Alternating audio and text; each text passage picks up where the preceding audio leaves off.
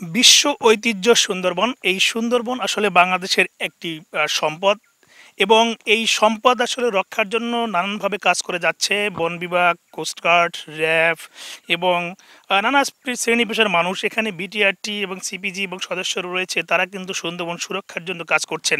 তবে আমি যেখানে আছি শাপলা বিল এলাকায়, এই বিলের দিকে তাকালে কিন্তু আসলে আমরা দেখতে পাচ্ছি যে এখানের হাজার হাজার প্রায় একর জমি কিন্তু এখন প্রায় বনশূন্য অবস্থায় রয়েছে। যদি বলি আমি যেখানে দাঁড়ানো আছি একেবারে গভীর বনের মধ্যে, যেখানে আমার মনে হয় একটি রাস্তা তৈরি করার জন্য প্রস্তুতি করে রেখেছেন এখানকার যারা অপরাধী চক্র রয়েছেন।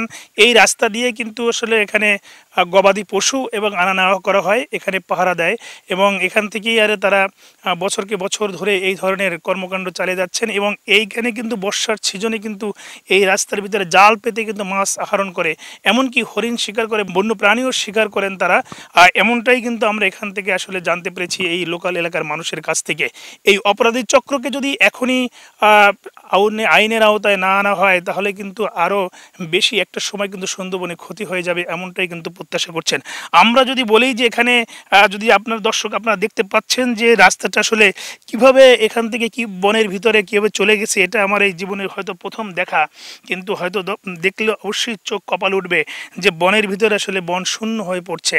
আমরা যদি এখানে যারা দায়িত্বরত রয়েছেন, এখানে বিটিআরটির সদস্য আছেন এবং তারা নিয়মিত এখানে খবরদারি করেন এবং তারা কিন্তু সচেতনতা বৃদ্ধির জন্য কাজ করেন লোকাল মানুষের সাথে।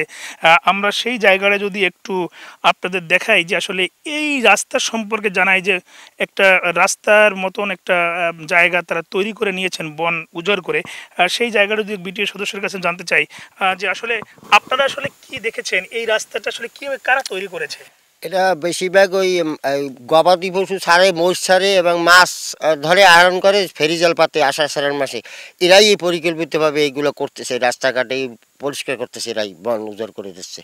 আমি আরেকটু জানতে চাই বিটিআর সদস্য মিলন কুমার কাছে। দুষ্কৃতীরা এভাবে পথ নিয়ে এসে যাদের জন্য ভিতরে ঢুকতে পারে, সহজে আসা আসা যাওয়া তারা তাড়াতাড়ি করতে পারে, কোনো বনে যে রয়্যাল বেঙ্গল টাইগার আছে এদের হাত থেকে রক্ষা পাওয়ার জন্য এরা এরকম বড় রাস্তা করছে। আমি জানতে চাইবো যে আরেকজন সদস্য রয়েছেন এখানে, যে একজন বৃদ্ধ মজিবর সাহেব।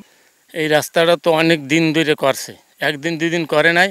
এখান থেকে অনেক লোকজন হাঁটে, গরু রাখে, মহিষ রাখে, তারাই মাছ মারে, তারাই এই রাস্তাটা করছে। আপনাদের দেখাই যে আসলে রাস্তাগুলা যে কিভাবে তারা রাস্তাগুলো তৈরি করেছে, শুধু একদিনে নয়। এখানে বন বিভাগের যে লোকজন রয়েছে তারা কোনো দায় এড়াতে পারে না।